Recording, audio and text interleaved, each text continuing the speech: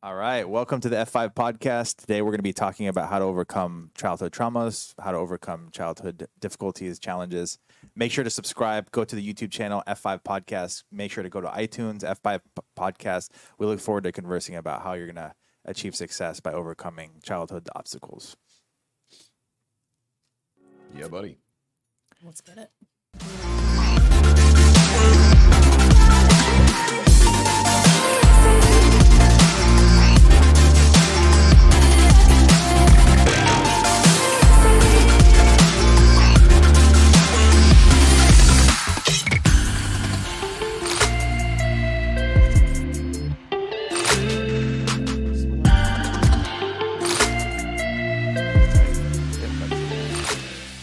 Getting started. All right. Frank knows. All right. So let's talk about what we need to overcome in order to be successful.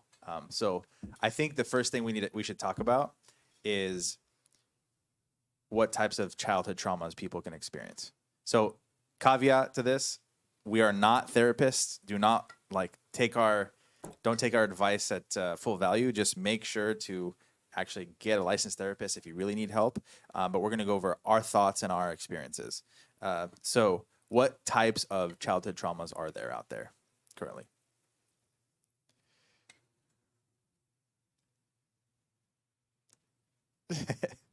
Anyone? Okay. So I'll start with this. Sebastian, you can add if you want. But there's one type of childhood trauma, abuse, right? Emotional and physical abuse, right? So if you've overcome, or if you've gone through emotional and physical abuse, how do you overcome that? So let's think in terms of an abusive dad, alcoholic abusive dad, right? Hit you his entire life, didn't treat you right, and what kind of things could that manifest into regarding just like daily actions, lack of success? What does that manifest? How does that manifest when you've had a dad or a mom that was alcoholic and was very abusive physically and emotionally? What do you think, Sabs? Well, I think trauma ultimately comes down to the person. I mean, you're going right into the heavy end of the pool there with some pretty gnarly stuff that we would label abuse. But trauma comes in a lot of different forms. I don't think anyone gets out of childhood without some kind of trauma, although I think the word is greatly overused in our society as a permission to act and behave in all sorts of ways, which perhaps is another conversation. But childhood really sets the format or the structure for what you're here to learn. And a lot of the things that are embedded very early on, we're going to spend most of our adulthood trying to process through and get over.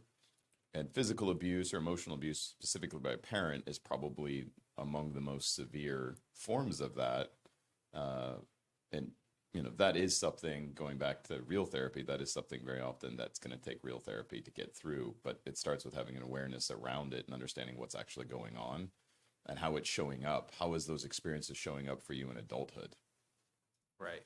I think how normally it manifests is if you're abused as a kid, you tend to abuse other people, right? So if you're bullied, like in school, if you're bullied heavily, you're probably going to bully other people, right? Usually bullies are the people that were bullied, right? So if you see a bully in school or you see a bully in the workplace, they probably have gotten bullied. So there's like some like a like empathy that you should have towards bullies, like not 100% because obviously they're picking on people, right? But there's almost like an empathy that people should have towards them, and I think that would make the blow of their bullying a little bit easier because they themselves have gone through the pain that they're causing other people. So how do you address, like, so let's say you have a bully in school, right? And that person has overcome, that's one way that it manifests, right? This could be a bully in school, it could be a bully at work, somebody that's like picking on you, maybe they're overly pedantic, overly concerned with details, and they're actually using that to bully you in the workplace. And that's a manifestation of them being bullied at some point, right? So how do you address that person doing what they're doing? Like, do you call it out? Are you aggressive with them because they're aggressive with you? Like, how do you go, like, you need to stop this. You need to stop this bullying. You need to stop being overly pedantic, overly like looking at details and making me feel like I'm less than because whatever's in your head is not matching up to what you think things should be. How do you address that? So let's say you see somebody bullying another employee or somebody in your workplace. What do you do? Well, it very much depends on the line that they're crossing, how I'm going to deal with it. If it's really over the top and I have to take very direct attention to what's going on, I will. But generally, I'm trying to understand what's going on with the person. Why are they behaving this way? Right. Why is this the way they're choosing to show up? What are they hoping to gain? I'm also looking at what need is being met by behaving this way, right? It's a program that was inherited much earlier in life. Like, what are you trying to gain from behaving this way? Why is it that this is how you're showing up? How are you communicating with the world this way? Because very often we don't have to agree with someone, but if we can understand them, it's much easier to not judge them. And if we're not judging them, it's much easier to help them, right? Because judgment creates separation in its very nature. If we create separation, you can't influence that which you're creating separation from. So I'm seeking to understand the person. Now, that's obviously to a degree that is manageable. If this is over the top and I have to take a more evasive action in our culture, then I'm going to be a lot more direct to protect others and the abundance of caution of others. Do you think that's even manageable? Say somebody's bullying other people. Is that manageable? Can you address it? And then is it if there's childhood trauma involved, is it even possible for them to adjust, or is it like it's going to be perpetual regardless? What do you guys think? I think it depends on the individual. If the person is Make sure you're speaking to the willing, huh? Speaking of Mike, Sorry.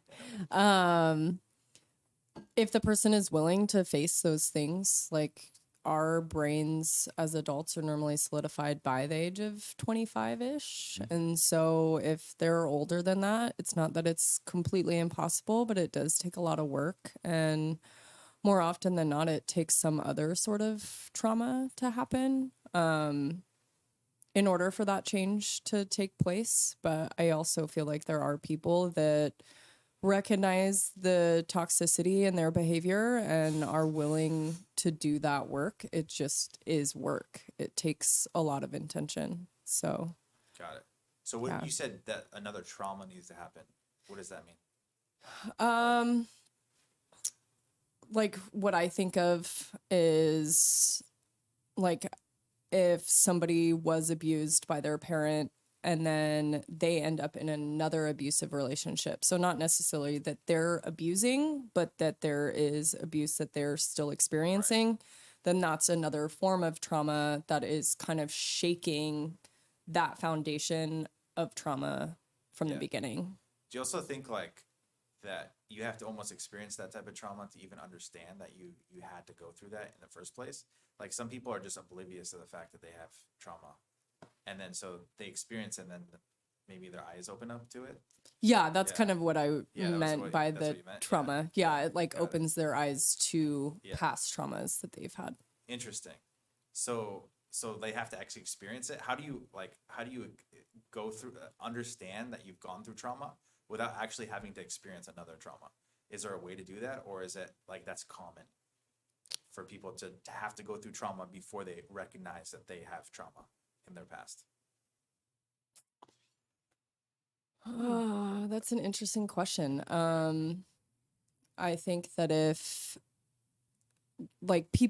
people don't experience that tension that the trauma is bringing them, then there's, I don't want to say no reason for them to look at it, but there's no attention to it for them to even see that it's Yeah, 'cause there. they don't care. It's like Yeah, so I can't make a blanket statement and say that every single person has to go through more trauma to work through their trauma, but probably more common. I We have would to get statistics on it, say data on it, but more often than not that there is, and not like the same degree of trauma. It can be something different that happens. Say again, let's go with the abuse, like verbal abuse, and then that person gets into a relationship with somebody that might not be as verbally abusive as their mother or father was, but still like They're still touching on reliving. some of that, where they're like, why am I choosing people that are constantly verbally abusing me? And it's not to that same level, but it's still some sort of trauma that's making them look at that wound and do a Right. little bit more investigation. Yeah. What do you guys think? I don't know. This is such an interesting unpack it. topic. Yeah. And I was Think just in trying to what look way? up. Do you guys have um, walls up? I feel like a little bit. No, not No. walls up. Maybe. Just an observance, right? Like I'm Got it. looking at what you guys are saying and kind of trying to understand trauma in its way. Like we all have trauma. It doesn't Right. necessarily have to be childhood trauma, but then if it does manifest in a way where it brings it into your adult life, right? Right. Like you're talking about if you were bullied as a child, you can be a bully as an adult.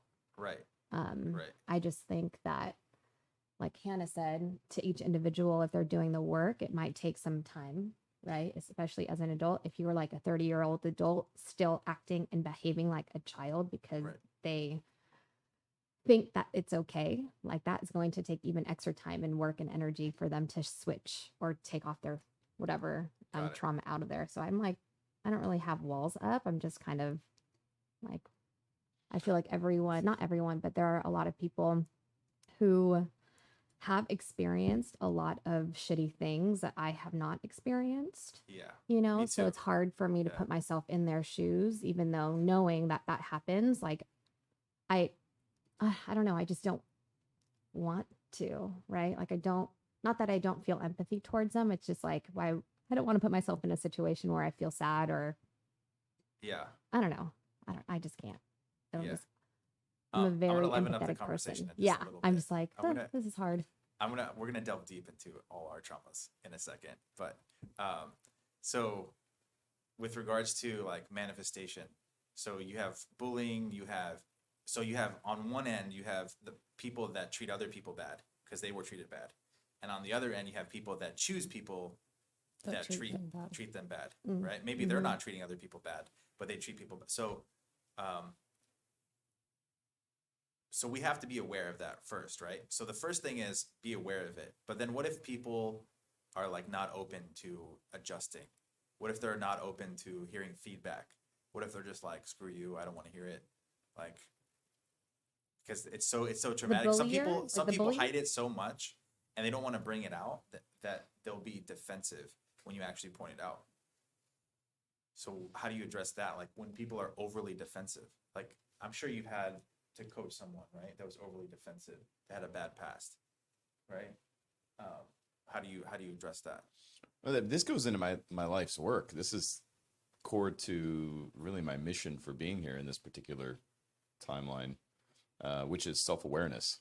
It's helping people. It's really self-mastery is the pinnacle expression of this, but it starts with self-awareness. So my goal with everyone is to create space for them to become more aware of themselves, why they behave the way they do, why they do the things they do, most of which we inherited when we were kids. Our way of interfacing with the world is a program that was set most likely by our parents or whoever was the most influential characters in our life as children, which is usually parents.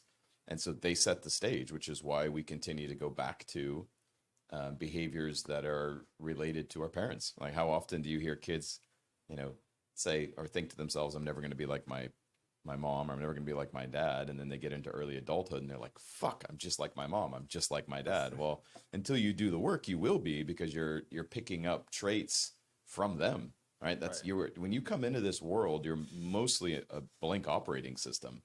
And you start adopting programs as you interface with the world. And those programs very often are from the people closest to us. So you're going to inherit energetically the things that you participated in, things you played with. So, and that's the awareness piece, is understanding that. And then as an adult, choosing, how do I want to show up? Do I want to continue to show up this way in the world? How is this serving me? It's one of my favorite questions to ask. But you can't help somebody that doesn't want help, right? You can't help somebody that doesn't want to grow, and everybody's in their own season. So, and I try not to force that, but how I participate or how I decide to show up for someone, it very much has to do with where they're at. So if somebody doesn't want to grow and change, our culture, our business, as an example, where you're asking, may not be a good fit for them right then. And that isn't judgment. That's just putting the pieces together. Yeah, and I don't think that someone would be attracted to our business that doesn't want to do the work and like put in the time to grow and change and be uncomfortable. And that's one of my genuine concerns. And I hate to make sweeping generalizations because when you do, you're inevitably going to be inaccurate to some degree. But it's a lazy way to describe anecdotally what's happening. But it does appear from a cultural standpoint, energetic standpoint, that the prevailing message right now is it's not your fault to everything. And so it seems anyway that more and more people are not motivated to take ownership for the result in their life or how they show up. They're far more interested in regulating what other people are doing. Just like it seems like we've come into this like season of hypersensitivity. We are so concerned about what we say to other people and how offended they are. And to be sure, we should be sensitive to a degree. But when you're more interested in changing other people's behavior than yours, you're already on the path to the dark side. And that's where we're at right now. It's all about changing other people, not ourselves, not taking ownership for us.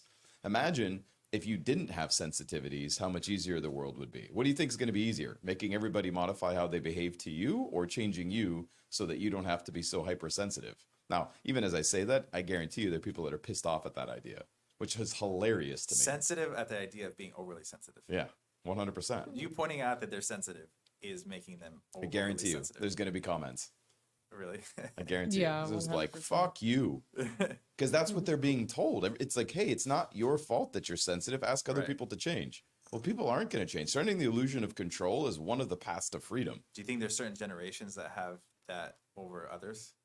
Have the oversensitivity? Well, yeah, it's how you grew up. But do you think there's certain generations that 100%. have proclivity? 100%. Okay, Here's what happens. Yeah. Let me just jump in here real quick. The greatest generation fought the Depression, World War II. They didn't have the luxury worrying about what the fuck their feelings were doing. Right? To me, it is an absolute expression of our affluence Yeah. and our success as a country, the shit that people get to be worried about right now. Yeah. And they don't see it. That's what killed. And if you follow the fall of nations or the cycle of nations, that's always one of the last phases before the collapse, because they get fat and happy and they don't have any perspective of how much they actually do have and the things they actually get to worry about. That other generations didn't get to because they were far more worried about, I don't know, national security, not having to speak another language, having to deal with big problems. Now we're in this like existential crisis where our biggest problems are internal, which is fascinating. Can And you eternal. imagine like before storming the beach of Normandy? They're Yeah. like, hey, we need to talk about how you called me fat yesterday. Yeah, I don't, I just having a hard Oh, time that's with this. Yeah, well, I've got 30 seconds to live and I'm still hitting the beach. Yeah, that's ridiculous. Yeah, you're right. There people are overly sensitive. I would say I'm just gonna call it out. Gen Z and millennials are overly sensitive. I think Gen Zs are a little bit. What? I think I'm kidding. I think Gen I Z can't and believe you millennials just are a said little that. bit more. I think I'm a mil- Gen Z are a little less offended by than millennials. I think millennials are the softest culture, are the softest generation. I think I actually, I think they have the opportunity to be one of the great generations. 100%. Yeah. In that, the argument for that would be they've survived the Great Recession, right? Which was pretty significant and jarred their whole worldview from a collegiate standpoint and from an employment standpoint. And then they also were now early adults to late adults with kids trying to buy a home during a frickin' pandemic.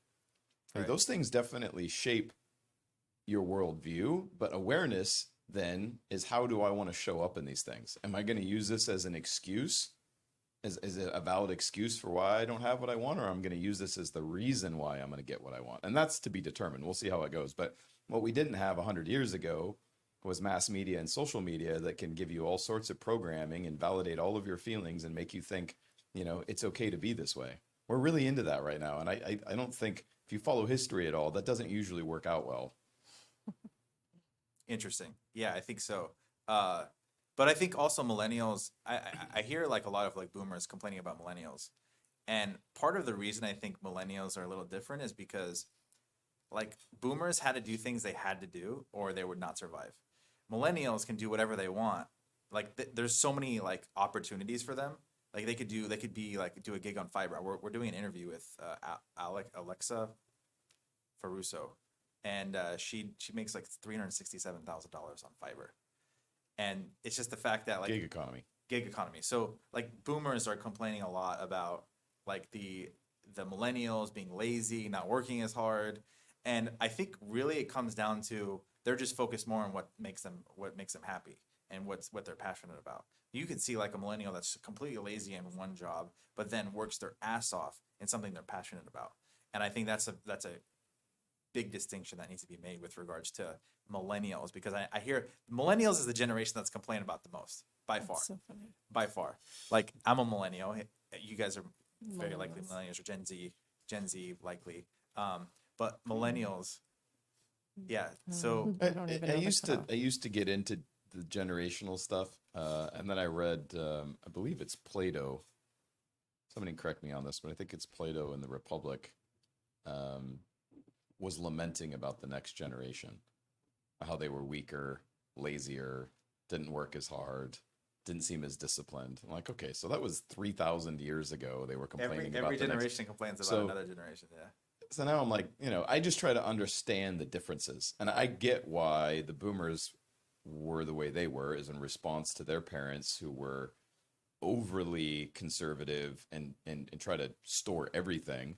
Like some of you may remember having grandparents that stored coffee cans and Pepsi cans and like random jars and things. You're like, why are you storing all this? Well, their big influence was the Depression, right? So they never knew if they were going to have enough. So it got ingrained. The baby boomers were the generation that came out of World War II, and they're called the baby boomers because America was on the up. The economy was starting to do better and better, and we started populating like crazy. And it was all about the American dream, right? Where you really see that kind of come in, and it was all about corporate America and working up the corporate ladder, which worked for a generation. It just wasn't sustainable, and it doesn't work anymore.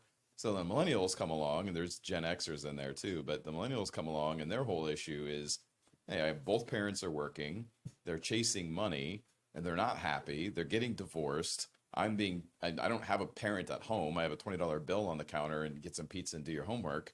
And so they learned a different way to look at the world. And it was in response to the last generation, which is always the case. So I try to seek to understand why they see the world the way they do versus judge it. So the first step if you had an abusive past, the first step is becoming self-aware. Yes. You have to become Absolutely. self-aware. Because Yes. if you don't know that there's a problem, so then Can't fix it. how do you coach people in becoming more self-aware? Do you the only This is the work. See, it's all in asking questions. right. It's just, why do we do the things we do? Why do we do the things we know we shouldn't, and we don't do the things we know we should? Right? Why do I continually show up this way? So, for instance, if you've had 3 girlfriends and all of them treated you the same way, and you treated them the same way, what's the likelihood that you just got unlucky with 3 different girlfriends, or that it's how you're showing up in the world? Right. Like that's a question I would ask. Like, hey, what's the one control all Yeah, you 3 see of that these like when girls? people like complain like, oh, I've been screwed over like the last 3 relationships. In my last 3 relationships, like what's the common denominator? What's the common denominator? and then Or- people sometimes they don't recognize that. So 100%. Or you had How do you- 5 bad bosses. Right? When I you have interview 5 people, bad bosses. so Oh my when you gosh. interview people and they want to tell me about all their bad bosses, the first thing I think is, what did these bosses all have in common? Mm-hmm. You. Right? True. So how are you showing up? Because that's the only thing you can control. So is that How a turnoff for you with regards to like hiring employees? Like you just complain about. I mean, to me, it would be a turnoff. In dating, it would be a turnoff if somebody was like, my 3 ex-boyfriends, were horrible to me. They were all abusive. Generally, unsolicited complaining is a turnoff to me in all environments. Right. Agreed. The thing is, like, Mm-hmm. we do live in a culture right now that doesn't take accountability. But why So- is that? I don't know. I think We should explore that. honestly, like, I'm just gonna be honest. Like, I think it has a lot to do with this culture of Molly. Do you mind turning that camera? Okay. So it has a lot to do with the culture of like feel good about yourself, and no matter what, like this whole like love yourself movement. Like if you're So like this came a little bit earlier. This is Carl Rogers, and you guys can look this up. Carl Rogers coined the phrase, "If it feels good, do it," which, of course, the hippies absolutely loved and really helped fuel their movement. But it turned into pop psych in the 80s, and there was this belief system that if you just told kids they were special little butterflies, that everyone was a winner, everyone gets a gold star for showing up, that they would have more self-esteem, that have more confidence, and they'd be more well-adapted adults. Well, folks, the fucking data's in, and that's the exact opposite of what happened. We have a generation that is on more fucking medicine, anxiety, depression, mental health issues than ever. And I'm not saying it's just because of this, but one thing is for certain, that didn't work. And so, and what it did do is not allow for constructive criticism and for feedback. It's just tell people what they want to hear and make them feel good. And here's the problem. The BS detector, which you may kill as you get older, but the BS detector knows when something is off. An 8-year-old kid knows he wasn't a success when he gets a participation trophy. I know this because my own kids saw this. They threw away with the first year they played football. I was so proud of them. They got a participation trophy for playing, and I saw it in the garbage, and I asked Damien about it. He goes, I didn't win anything. I was like, fantastic. I didn't have to tell him that. But he got it because he knows, like, no, I like 8th place isn't winning. Right. Right. And competition is important, which that's a whole probably another podcast of why that is. But they just, when you say something isn't true, the BS detector knows it isn't true. And so then you learn not to trust people when they're telling you things that you know aren't true. You can't address your traumas if you're not being held accountable in the right way. So like you can't address, like in your example, Damien gets an 8th place trophy. Did he got an 8th place? It was participation trophy, participation which I'm not trophy. necessarily against. He was 8 years old. It was just I'm like, hey, against thanks it. for playing football this year. But it didn't Well- mean anything to him because he didn't do anything for it. Well, if your parents, so if your parents tell you consistently that you're doing good and that when you're not. when you're not doing good, then you have no frame of reference to adjust, to go, hey, I need to change this, I need to change that. Well, Worse, if you know you're not doing well and they're Yeah. telling you you're doing well, you start to lose trust in your parents or whoever it is that's telling you that because you're like, you're not telling me the truth. I think it's worse And the your other own way. I think it's the ability worst. to- Yeah. I think it's worse the other way, where you actually believe your parents and like you continue Well, on. Yeah, and you create little emperors Yeah, exactly. who think they can do no wrong. Exactly. Or like that you see people treating like waitresses bad, like little kids, and you're like, dude, what happened here? Like, you weren't raised right in some way.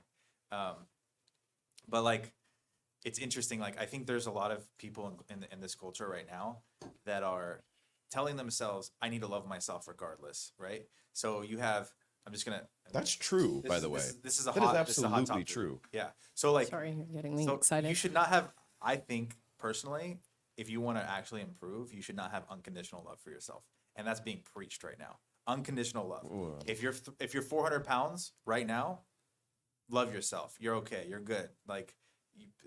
You're beautiful the way you are. Blah blah blah. That like you're gonna die in 10 years if you don't change your eating habits. You probably want to frame what you mean by love. To be, You should love I'm gonna yourself. You should kind of love counter yourself. what you're saying here, Yeah. for clarity's sake. Unconditional love is likely the first step to actual real growth and development. What you're framing as love is accepting yourself the way you are and resigning yourself to that life. Right. That is not the same thing, not even close. And our culture is so fucked up on love too, and we're very confused about what love actually is.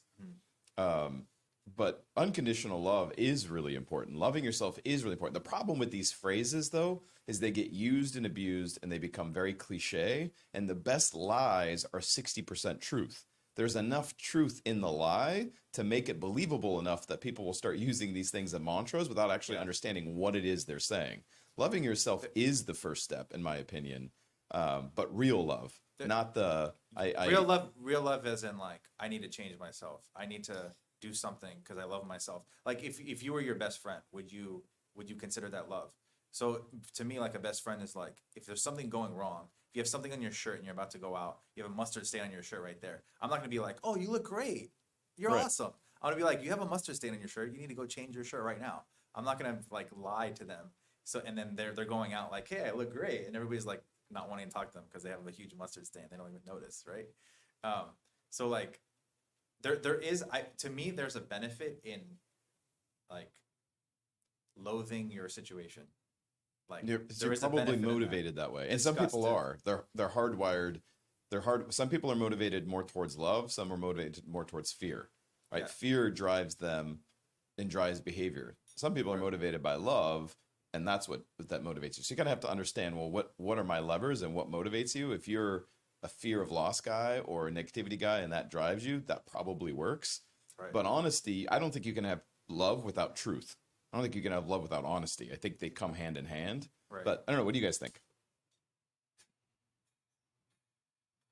I agree. Um, I yeah, I just think that with love, people can motivate themselves to continue to either grow or not, right? So the way they were kind of pointing it out, like the unconditional love, if you're overweight, 400 pounds, like, and continue to still love themselves, if they're not moving in the direction to create a healthier lifestyle, then are they really loving themselves?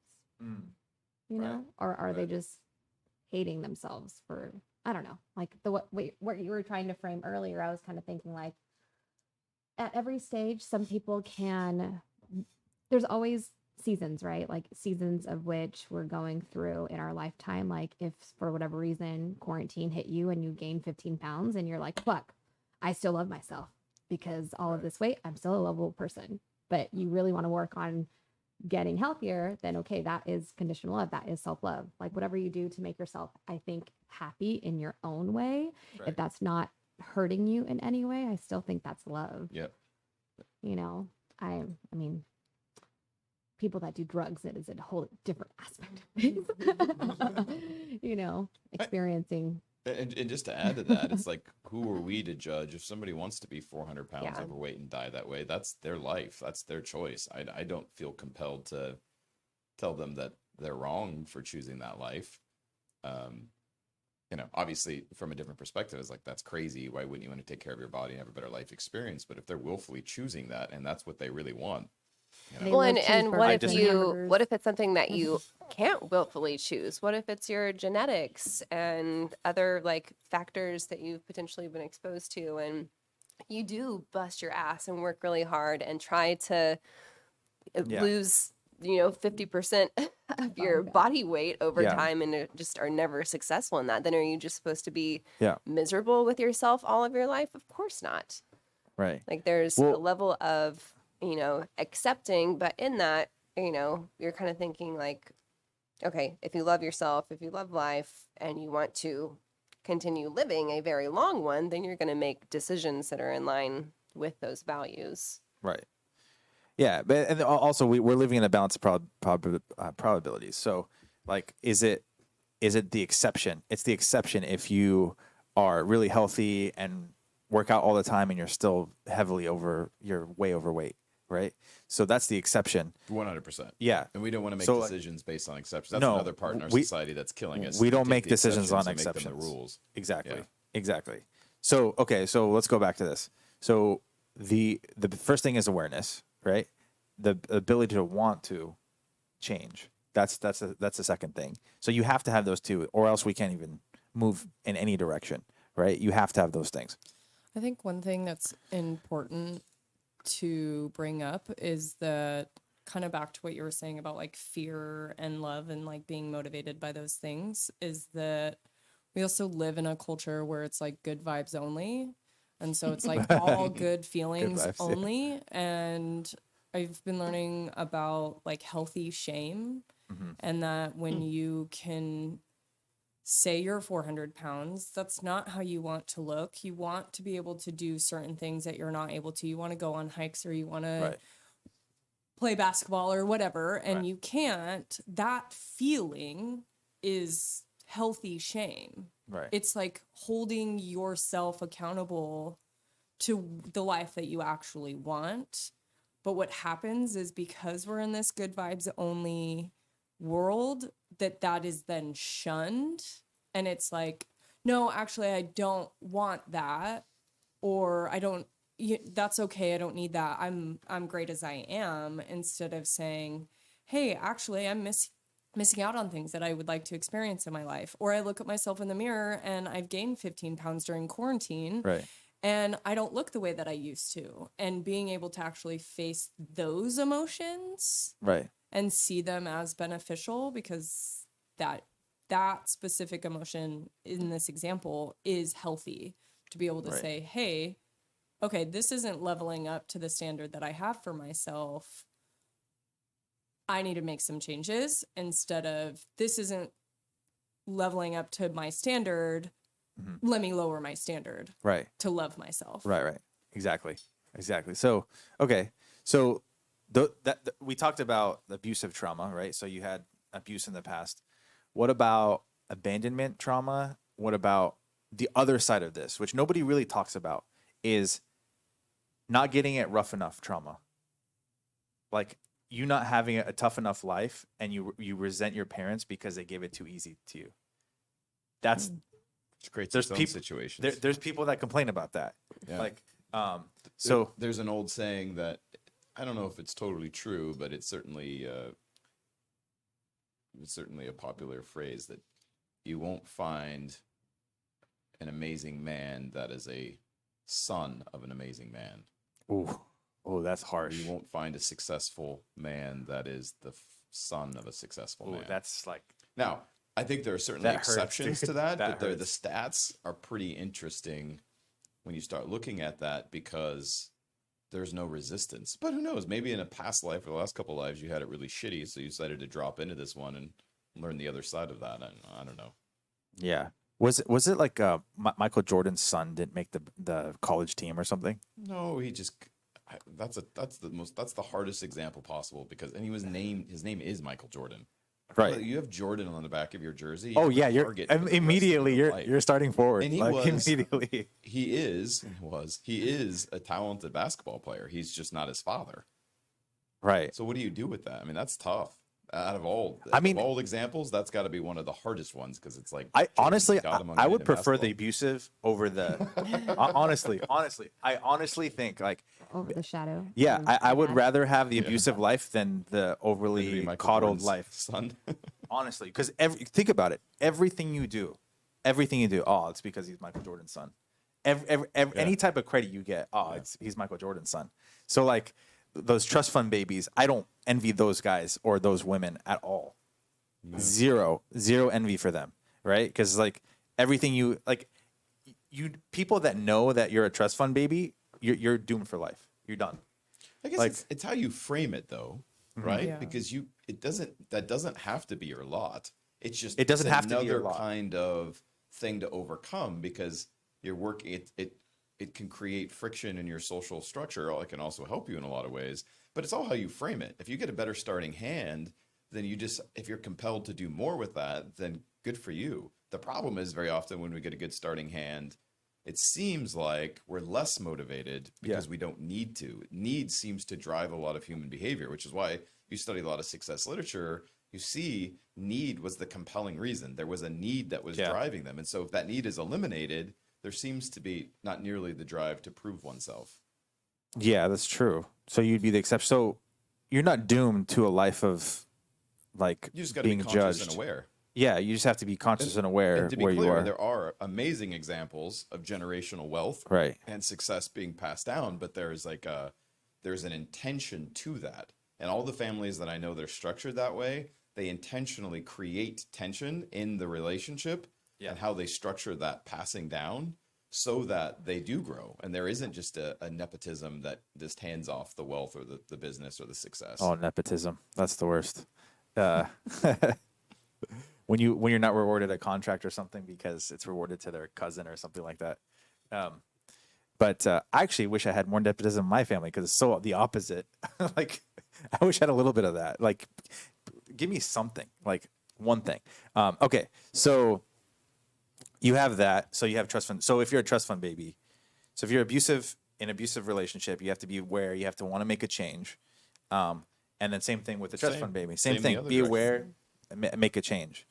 What if you're just like you have this life and you're enjoying your life and you have this lavish lifestyle, like maybe people don't want to change and so they live in that like entitled frame consistently, which is really bad. I think if you lived in an entitled frame, you are not set up to overcome any obstacles in your life at all. And what if all that stuff goes away? So if you're a trust fund baby and you spend all of your money, which tends to happen often, then what happens? Like why are so many trust fund babies? Why are they, abusing alcohol, abusing drugs, and like they buy some of them, no, but like a lot of them, like they'll buy prostitutes, they'll engage in those kind of, Nefarious Nef- activities. nefarious I'm not activities. sure what the stats are on that. I don't know if it's. I don't know the if stats it's- either. Yeah. If that's a huge thing. It just there isn't. If you don't have a deep why or a deep need, you're Like, let's just use an example. Hunter Biden,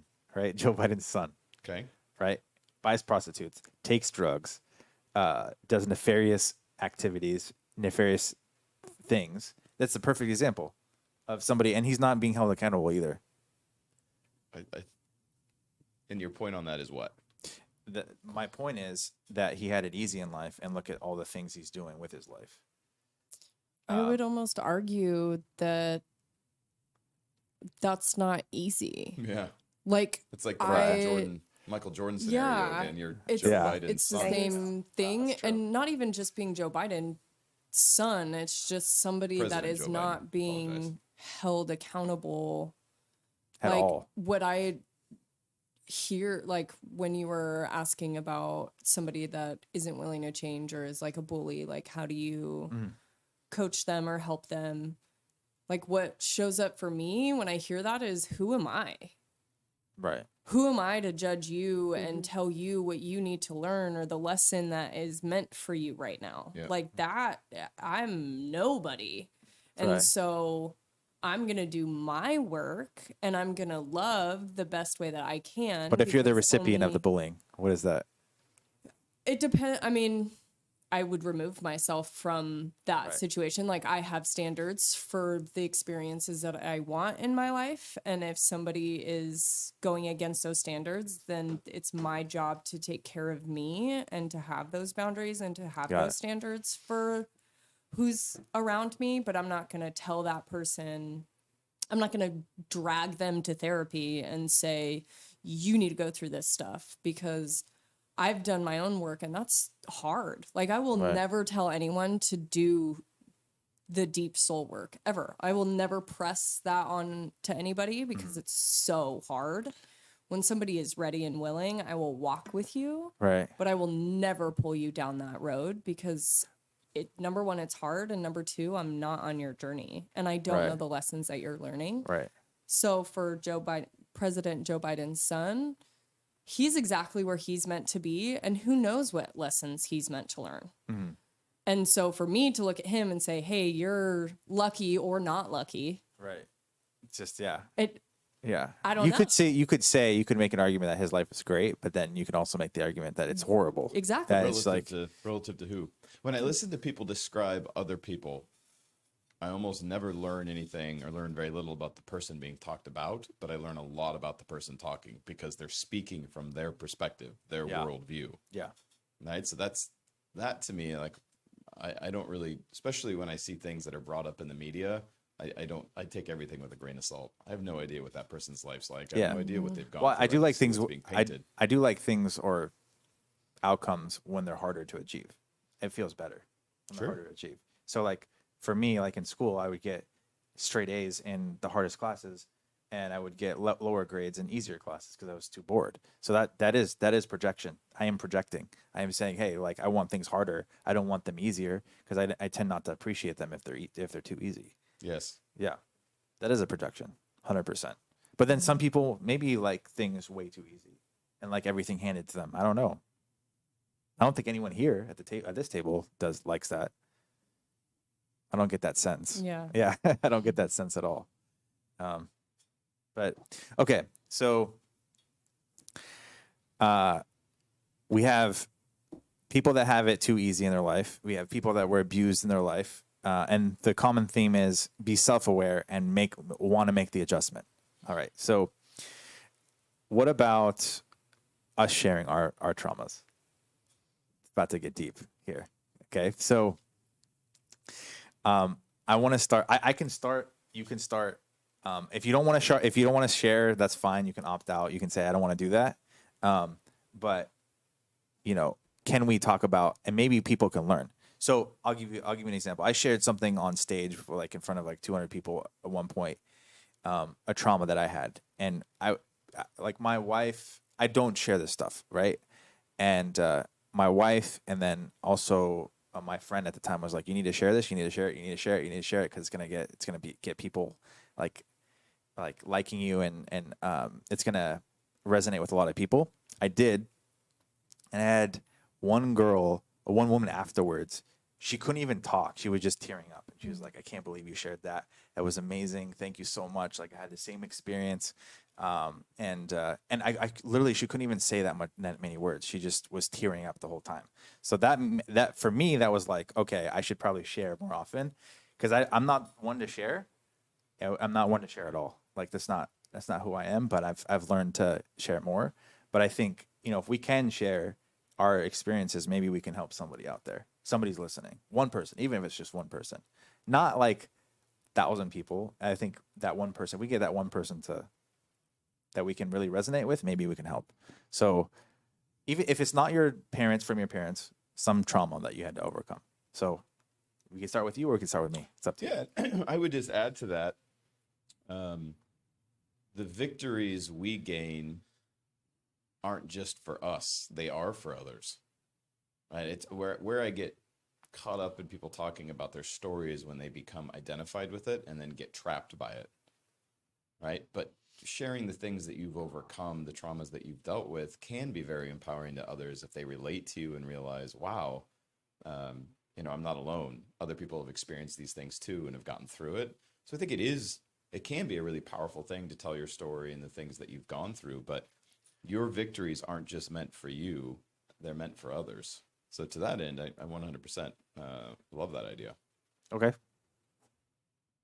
So let's start with you, Okay. or we can start with me. Okay. What do you want me to share? Any trauma that you think could help people listening, and then how did you overcome it? How did you overcome it? I guess trauma is perspective, but I think that's probably something that's pretty relatable.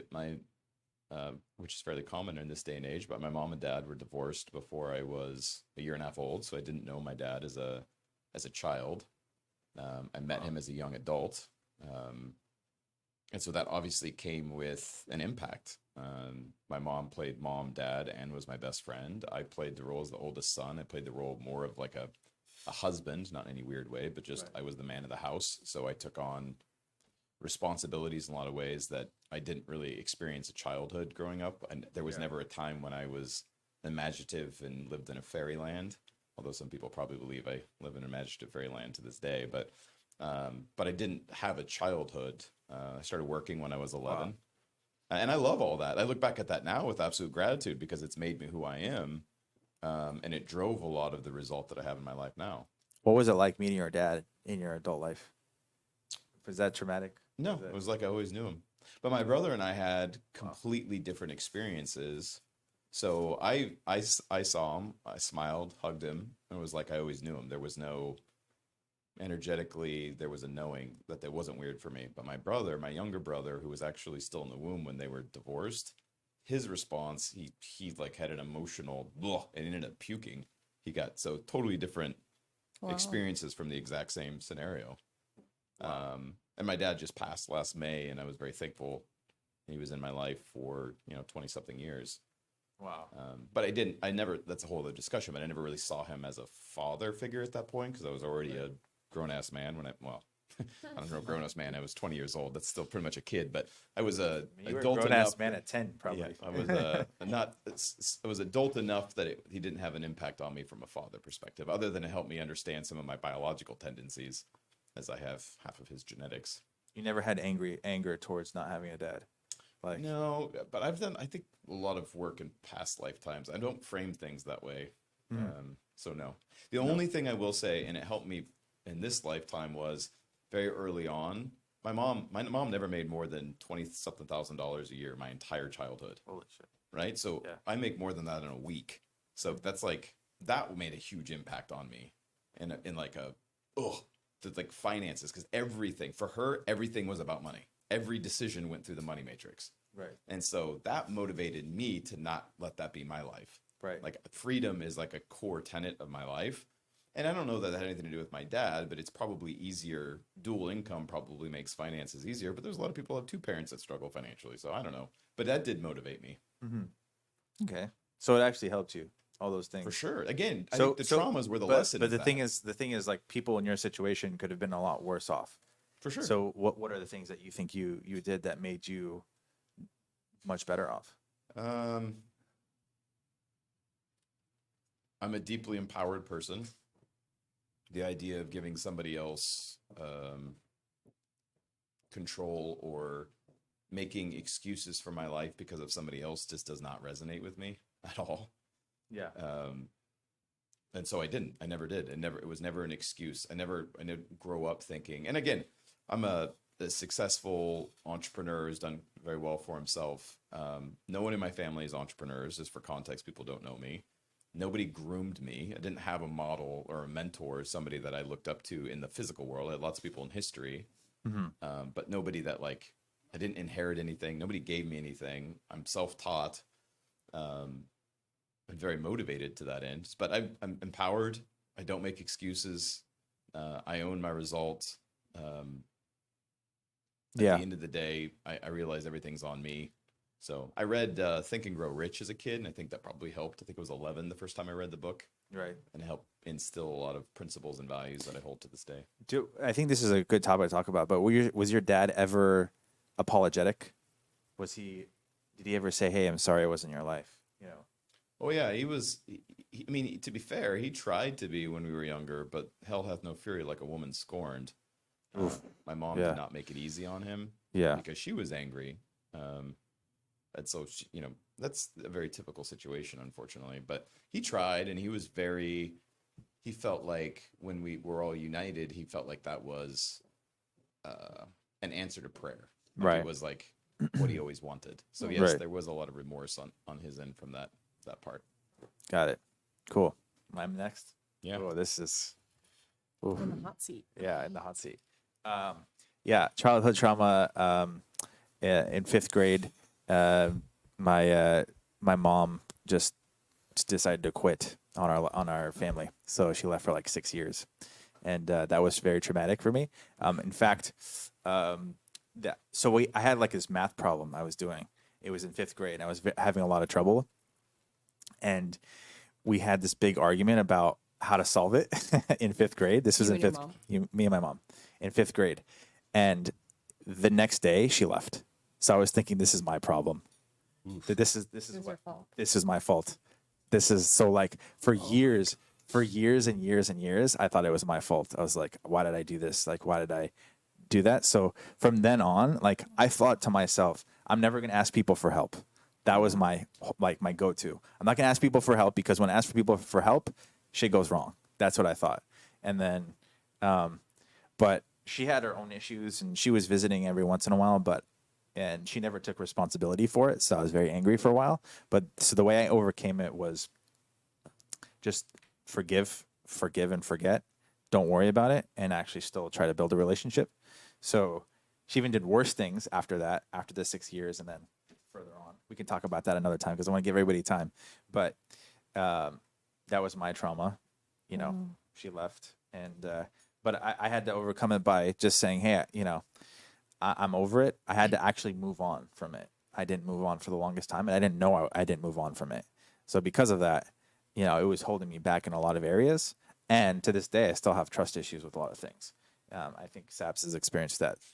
So I do have trust issues with a lot of things, and I actually recognize it, and I'm trying to overcome that.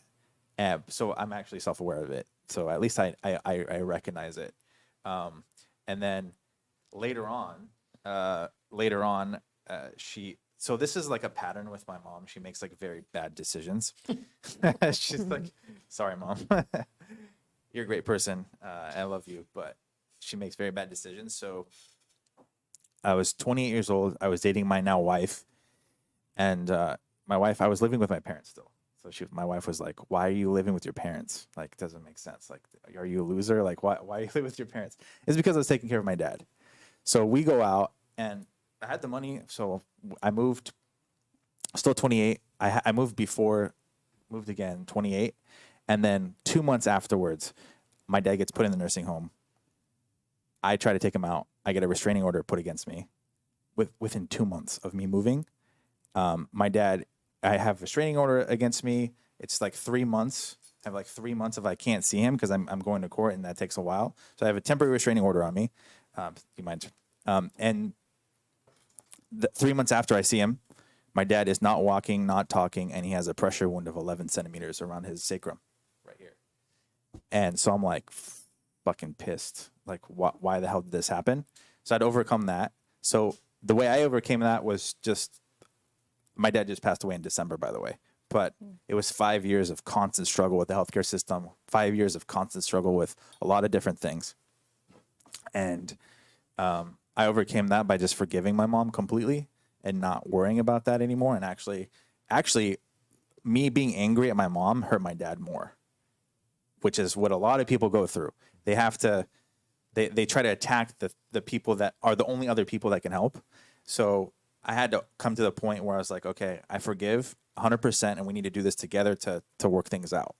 So eventually worked things out, did a bunch of things for my dad, paid within, so I was getting married too. So it was about, I had a 300-person wedding, had to pay for my dad's medical expenses, paid $100,000 in about 4 or 5 months to take care of his medical expenses and to pay for a 300-person wedding. So I made that happen. So I always have that point of reference of like, hey, if you ever have a difficult time, you can make it happen regardless. And that's why I love being an entrepreneur. Anyways, forgive, forget, and then work on yourself and be self-aware. That's my advice. So just Yeah. beautiful. Thank you for sharing. Yeah. How did you become aware? Because the fact that you were aware that you experienced that as a child and that you had made a judgment that was your fault and then overcame that. A lot of people they'll I coach around this a lot. I see this a lot. The child will make a judgment. The adult doesn't remember. So the child says this was my fault. The adult doesn't remember the story or the reason they believe this, but they show up in the world as an adult that way. So what was it for you that allowed you to remember or to think, hey, I put this on me. I blame my mom leaving on myself. And obviously the adult version of you, where somewhere along that journey, you realized, well, no, that's my mom. That has nothing to do with me. It wasn't my fault that she left. But how did you get there? Because I guarantee you, people listening, that is a common, especially in divorced families, the first thing the kids do is they blame themselves, which kills me to see that. They think for some reason they're the reason. So how did you come to that awareness?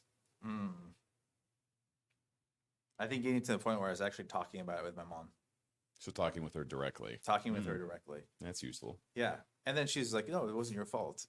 Her main excuse was she didn't like my her mother-in-law, which is my grandma. That In-laws. was, yeah, in-laws. They'll get you. So she said, oh, I was to this day, no responsibility on her part. It's Right. okay. I forgive her. I don't need that like accountability. I don't need it anymore. I used to. But just talking about it and just addressing it, I think that's a lot of times. Just talking through it. That's huge. And Talking I through it. won't ask you how you would do that if you didn't, because you were able to talk it through. Some people don't have that luxury of being able to do that. Second thing is, how did you forgive her? If you're going to walk somebody through that tactically, how do you forgive somebody that has wounded you in such a way that has shaped your life? Walk us through that. Ooh, okay, that's a good question. I think you have to have some type of purpose that you have that allows you to get out of that. If you have a purpose that you have, like Give us an family- example. Are you talking about which scenario are you talking about? The one with that my mom left for 6 Specifically, years? you forgave your mom and you Yeah. worked through that process. Right? It sounds like it's been an ongoing. So the purpose, yes, the purpose was I need to help my dad. I need to get him medically in a better condition, and it I- doesn't serve him. and it doesn't serve him to be angry at my mom. Because if I'm angry at my mom, I can't. There's like certain visitation, all that stuff. Beautiful. Yep. So I have to have a purpose behind what I'm doing. Because if I don't have a purpose, then nothing's going to happen. I'm just going to continually be angry and always lash out, right? So there has to be a purpose, and the purpose was I need to help my dad, so I need to fully forgive whatever she put me through in order to help my dad. So this goes back to the structure I was talking about earlier around creating awareness. We always do what we value most. How is this behavior serving you? So the reason, if I'm hearing you correctly, you tell me if I'm wrong, but this is how I coach people. You recognize that being angry and not forgiving her wasn't serving you, and it Right. wasn't serving your dad. Right. and your value of serving your dad superseded your value of not forgiving her. Right. So you relinquished it for his sake. Exactly. Okay. Exactly. Beautiful. That's the 100%. work, by the way. That is the work. That's how we create awareness. Well, I went through it. Yeah. Yeah, it's beautiful. I went through it. That's a Thankfully. beautiful story. Thank you for sharing that. Yeah. Yeah. Yeah. Thank you. Yeah. It gets even worse, but I'm going to, go to Frank to is you. going to I'm be writing a book soon. Check it out. yeah. Right. My Life by Frank Aziz. All right. So Hannah, Yeah. finally got your Yes. name right. Hannah. It is. Okay. Yeah. Okay. Not to be confused with Heather. Right. Not to be confused with the Heather psychologist that is actually trained. Just kidding. The trauma that I will choose to share. I don't think it was really anything blatant, like there wasn't an actual event. But my parents were not affectionate, like at all, with each other. My dad had left 2 different times, young in my childhood. I think I was maybe 18 months the first time he left, and then he left again. So they were separated both times. And the second one was when I was in like 2nd grade. And when my dad came back, my parents slept in different rooms. And that was my childhood. I remember being in college and seeing them kiss for the first time and like being really grossed out by it. Really? Yeah. Wow. Like it was just like, ew, what do you guys like? No, I don't want to see that. Right. And I didn't realize how traumatic that actually was because, again, it wasn't like one specific event. It wasn't like anything specifically happened. But my experience of a healthy romantic relationship, I didn't see one. So I didn't see what it was like to be, I don't know, to flirt or like to be courted or like to see healthy interaction between a male and a female. And it transpired in either me being completely unaware of really good guys that were attracted to me and maybe wanted to pursue something that I just had no idea. And then the ones that I would notice were ones that were really more over the top. And so they were actually just wanting like sexual interaction more than it was an actual relationship. Right. And so I found myself getting attracted or attached to certain guys that just really weren't wanting what I was wanting. Like I wanted a relationship, and obviously a healthy one, but just I never saw that. I didn't know what that looked like. Again, found myself in situations that I didn't want to be in. I ended up creating stories around all guys. The only thing guys want is sex. That's, like what I'm not good for because I knew and still know that that's only just a small part of us as women and men. Like we have so much more to offer the world. But yeah, I just had found myself in a lot of situations like that I wasn't proud of. And it took, I don't know what the actual turning point was, but I just remember, this was a few years ago, but I remember like reflecting on all the guys that I had liked throughout my life. And I was like, I never, like every guy that I've been intimate with, I didn't want to be intimate with. Wow. Yeah, that was really big for me to like have that. And that was kind of when I started to be like, okay, why? Like, why am I putting my body out there in a way where I don't want it, but I'm saying yes for what reason? And I think some of it was that where it was like, I wanted that connection and I didn't really know how to get it. I'm navigating something that was completely blank for me. I didn't see a healthy one, but I also didn't see a bad one. I saw none. so it was just like me really trying to navigate through that. And then the first real sexual experience I did have, I was raped. And so Whoa. that also played into, not to drop bombs, sorry. No, I've it's worked okay. through No, it's okay. I've Yeah, worked please through share. a lot of Please it. share. Yeah. Sure. And so that then every guy after that, I realized that I didn't want to say no, Right. because the first time I did, I was dismissed Right. and my no didn't matter. And so then, Wow. moving forward. So it was really interesting when I had those realizations. And then since then, I think me realizing that just made me not put myself in situations like that anymore, and really honor myself and sit with myself and say, hey, is this what I want to do right now? Right. Like, is this actually what I want to do, or is it not? And then just kind of navigating through that. I still have a lot of anger towards my dad. It's stuff that I'm still really working through. I think I had switched to, oh, I get it. My dad was just depressed and, he had his own thing and that's totally fine. And I forgave him for that, but I never acknowledged the little Hannah that didn't have a father, and didn't have that role model. And then the trauma that I ended up experiencing as a result from that, those are still emotions and still things that I'm definitely navigating through. Do you still have a distrust towards men, or Yeah. hatred towards men? Yes, I do. Hatred, not as much, but there's definitely There was at one point hatred. Like, no, I mean, after my first sexual experience, I went to counseling and I sat down with the counselor and I was like, I want to get married one day. I want to be able to have sex with my husband. I don't want to be a lesbian.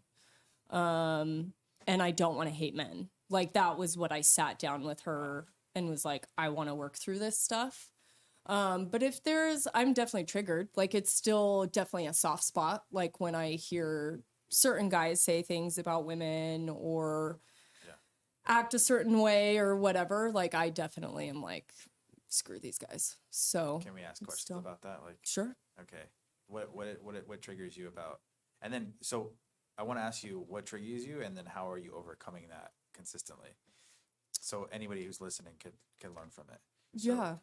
The answer to the second question is counseling. I Yeah. see a therapist once a week, and I talk about that stuff with her. I think that is unbelievably important for me to be able to work through that stuff. The stuff that will trigger me, it's really just any time like a woman specifically is sexualized. Or like dating where guys will dance around to just get in a woman's pants. Like, whenever those types of conversations are brought up is normally when I'll get triggered. But I think probably one of the biggest is when women are sexualized to the point where, and it can be from both. It can be like a woman sexualizing herself or a man sexualizing a woman. That's just a very, very soft spot for me. Really. Mm-hmm. Are you okay with me asking questions? Or- Yeah. Okay. Yeah, totally. So, like, are you on TikTok? I'm not. You're not And on that's TikTok? part. Okay. Because on TikTok, there's like teenage girls that are like overly sexualizing themselves. It breaks my heart. So how do you feel like when you hear that there's girls over sexualizing themselves on TikTok? That's how they're getting followers. The thing is, here's what's frustrating though, is like, this is what girls complain about on TikTok, is I show myself, but when I post something that's like shows my personality, I get 0 views. I post something where I'm like half naked, I get like 1 million views. Right. So does that, like, what is that? How do you feel when you hear that?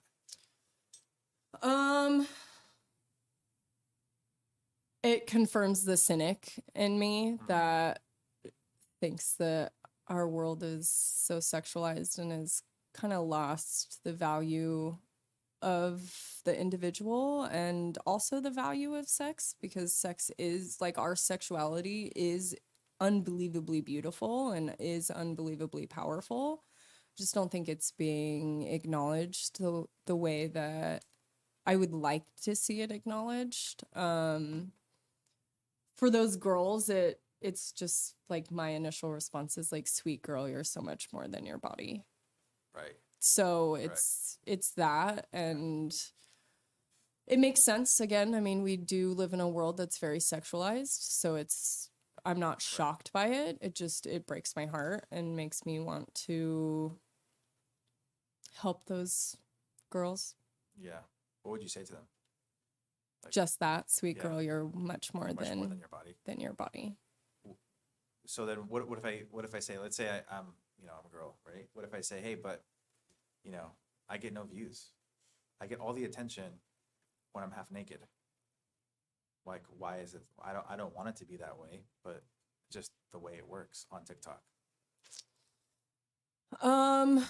That's a little hard for me, because I actually genuinely do not care about views and am not like That's a healthy in approach, that actually, realm. So it's really hard for me to relate to somebody that is like, has a lot of importance to the views that they're getting, or the likes, or whatever the case may be. But I would, depending if it's like a 16-year-old girl, I would probably set up like a little, not challenge with her, but just say, hey, let's get off of TikTok for a week and let's go hiking, or let's go walk around the mall, or let's go meet other people, like maybe do a meetup with other kids where we can play a game, or to where she can experience life and love and connection in a way that's not the amount of views that she's having online. So I'd probably do something like that with her. Totally. That's why I like I'm interviewing Alexa tomorrow. Alexa Fasulo. She has like a huge following, and all she does is share like tips on business. And I'm like, I love that. So I want to ask her. I don't know if I should ask her about it, or I don't know what her opinions are. It's always like a questionable thing. Like, should I ask this question, or is she going to be offended by it? What are her beliefs? I don't know. So it's interesting. But thanks for sharing that. I think it's going to help a lot of people. It's Good. great. Thank you. Yeah, of course. Molly. Okay, so you we initially talked, and you're like, I had such a great childhood. I had like, my parents were amazing. So maybe you can share something that was traumatic, that was not related to your I was childhood. definitely as we were discussing, a lot of the things did come up with childhood with our parents, right? But the more that I think about it, I felt like my traumatic events happened at school with kids, right? Like the Really? kids my age, right? Like the girls that I thought were my best friends, who were catty and went behind my back, or disliked me because I was, I don't know, did things that they thought weren't uncool. You know what I mean? Like, it was kind of that kind of traumatic event with my friendships. And I still remember this time where people would three-way phone call me and ask me, oh, so what do you think of so and so? And then I would share my personal opinion they because would be we on the were phone. friends, and Yeah. they would be on the phone. So it was kind of like, oh, well, you That's said you didn't, it's like, you said you Kids didn't are like her, da, da, brutal. da, da. Kids And then are you just brutal. hear her kind of click on the phone, like, oh, now I know how you feel. Like, kind of that traumatic event was for me in a way where it's like, I had a hard time befriending girls, or, in high school, I had a couple of girlfriends, and then again, didn't want to become my friend because of the way I chose my life, da, da, da, da. And like, it was hard for me to, I guess, trust women. Mhm. And I guess that was more traumatic than my parents. Like, my parents really taught me well growing up. Like, they worked hard, but they also came home to pick me up, make me food. So it was like, they're freaking cool. Like, my parents are really cool. I still have a really good relationship with them. Her parents are phenomenal. They really are. 4th of July party. We love you, Bob and Daisy. Happy anniversary again. Again. Yeah. But I just think about those days of, like, as a kid, shit, I had a hard time having friendships. And you probably would not think of me like that, because I feel like I'm still very social and I have a lot of friends. And the coolest person I know. Nice. But someone once was just like, or my mom would just be like, well, those girls are just jealous of you. And it was Right. hard because it was like, I ended up being very good at all of the things I did because I worked hard at everything I did. Like Right. whatever my parents put me in, whether that was sports or dancing, like I was not just awarded participation, but I would get the gold all the time. So for me, it was like, it was a jealousy thing that Yeah. I had to, I guess, overcome with people and understand that, like, hey, like there is nothing wrong with you being really good at what you're doing or your Right. craft. Hmm. But now it's kind of just brought me a level of confidence as an adult. And I don't Right. think what I do, like I still think I work really hard at what I do and all of the things that I do, but then now I'm surrounded by people who are also growing in a way where it's not like a competition between me and women. It's more of like an uplifting or empowerment, right? So like Right. I've chosen Yeah. the life and designed the way my life because of what I had been through, like not wanting. So you chose, in spite of you being hated on, you chose to actually love everyone, pretty much. Correct. Which explains your personality, me knowing you. Yeah, you're very nice to everyone. And upon initially meeting them, you're Mhm. pretty, yeah, just from what I know of you, you're Thank very, you. yeah, you're very genuine, very nice, and good person. I appreciate that. But Yeah. I think that's probably the most, like, not, obviously we have all of these things, other walls that you might have said, but that was something that came up in thought while we were discussing what we went through. Yeah. But yeah. Wow. Mm-hmm. So, so somebody that's like going through that right now, like let's Like a say kid or, let's say a like- kid, I'm going through that right now, or maybe that it's just in the workplace. Like there's Mhm. bullying in the workplace a lot, especially in corporate environments, right? When you have like a big company, like it's almost like, and you said you won the gold medal a lot, right? Or you won or first place, whatever the case may be. Well, in like a corporate environment, Fortune 500 company, oftentimes when you are winning, People hate you're a you. target, Yeah. right? They look at you and they're like, she can't do that, or she shouldn't be this successful because if she's successful, I can't get the promotion I want, Mm-hmm. right? Mm-hmm. So how would you tell someone that's maybe going through that or is going as a child going through what you went through? Well, I'm going to first start off with the environment that we're in. Like I'm thankful enough to have women in my life, like I mentioned, who don't see me as a target versus a person to help uplift them. So if there's someone in our office who, again, it can be catty, like we still work with young adults who Right. have that frame of reference of, if I'm not number one, like if I'm not number one, then no one else can be number one, Right. but why can't we live in an environment where we're all working towards one goal? So I still think that even with, I'm coming back to our company because we work with so many people and young people, like you have to realize that we are in it together. Mhm. Like the more that we can care for each other, the more that our business will grow. And if they don't see that now, they should start realizing it in order for us to grow as a company, expand more. We're not going to be able to become the people that we want to be if we're afraid of that.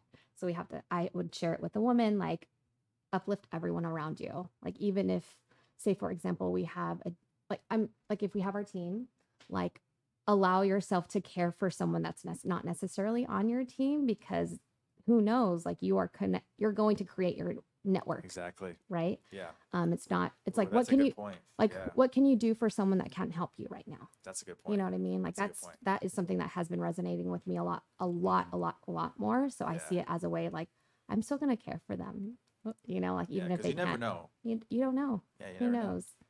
And it's, yeah. Anyways. Ooh, that's a good point. I think Mhm. everybody should listen to that part. Just that one. Actually, let me get that. That was awesome. Yeah, I should probably be doing more clips here because there's a lot of Good gold nuggets. from Hannah, from Sebastian, from Molly. All right. But thank you. No problem. Round us out. Are we ready? Catherine. If you can opt out if you want. You can. I there's nothing to like opt out of. I can genuinely say that I don't think that I have anything from my childhood that I could really label as like a traumatic experience in itself. My parents are amazing, been married almost 40 years, run a business together where their lives are dedicated to helping people. So I grew up extremely blessed and had, everything and more that I needed. But the only thing that I would say, like looking back, I did grow up in a religious household, and a very conservative religious household at that.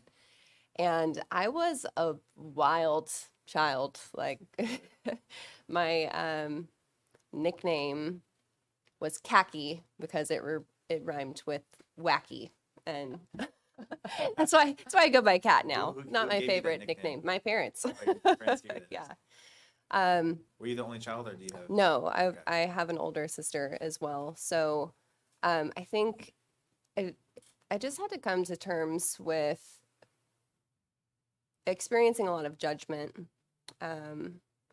with the church that we were involved in.